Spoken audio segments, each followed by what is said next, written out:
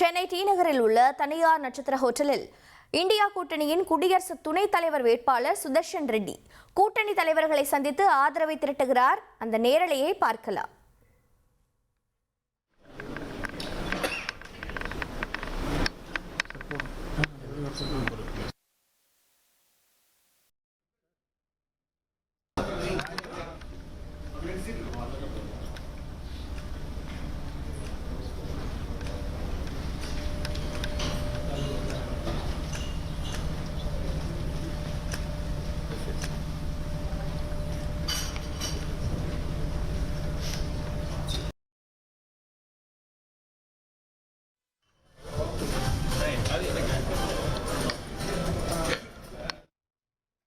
மணிகண்டன் வணக்கம். இந்த சந்திப்பானது எவ்வளவு நேரம் நடைபெற்று வருகிறது?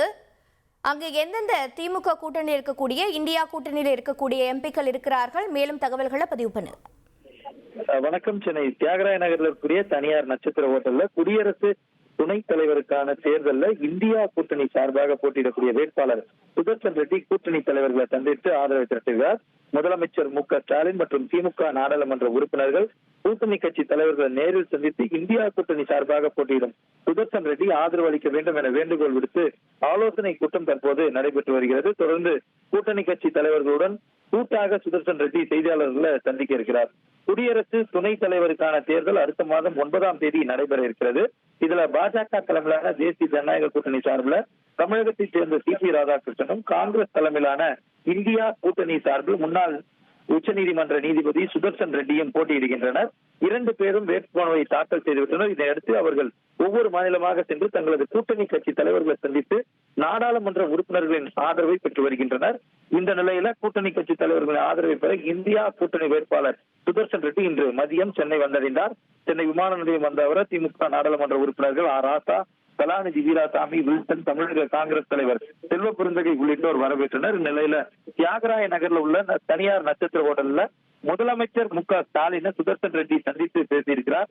இந்த சந்திப்பின் போது குடியரசு துணைத் தலைவருக்கான தேர்தலில் திமுக எம்பிக்கள் தனக்கு ஆதரவு அளிக்க வேண்டும் என சுதர்ஷன் ரெட்டி ஆதரவு கோர இருக்கிறார். மேலும் இந்தியா கூட்டணியினுடைய பிற கட்சி தலைவர்களும் அவர் சந்திக்க இருக்கிறார்.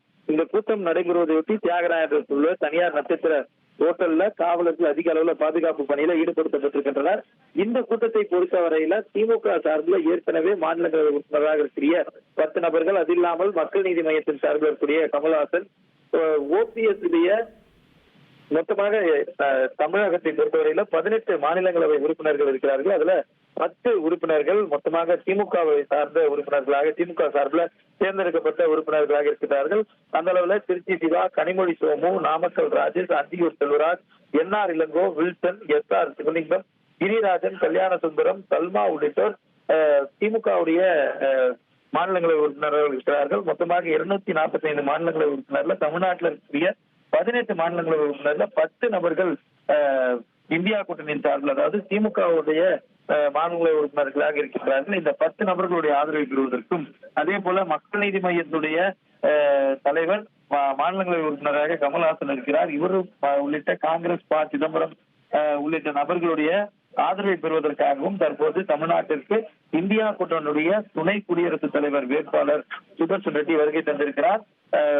அனைத்து தலைவர்களுடனான ஆலோசனை கூட்டத்திற்கு முன்பாக 2 நிமிடம் முதலமைச்சர் மற்றும் நாடாளுமன்ற உறுப்பினர் கனிமொழி, தமிழ்நாடு காங்கிரஸ் கமிட்டி தலைவர் செல்வ பெருந்தகை, சிதம்பரம் உள்ளிட்ட நிர்வாகிகளுடன் ஒரு 2-3 நிமிடம் சந்திப்பிற்கு பிறகாக தற்போது இந்த ஆலோசனை கூட்டம் என்பது நடைபெற்று வருகிறது. இந்த ஆலோசனை கூட்டம் கிட்டத்தட்ட 40-50 நிமிடங்கள் வரை நடைபெறுவதற்கான வாய்ப்பு இருப்பதாக நெருங்கிய வட்டாரங்கள் தகவல் தெரிவிக்கிறது.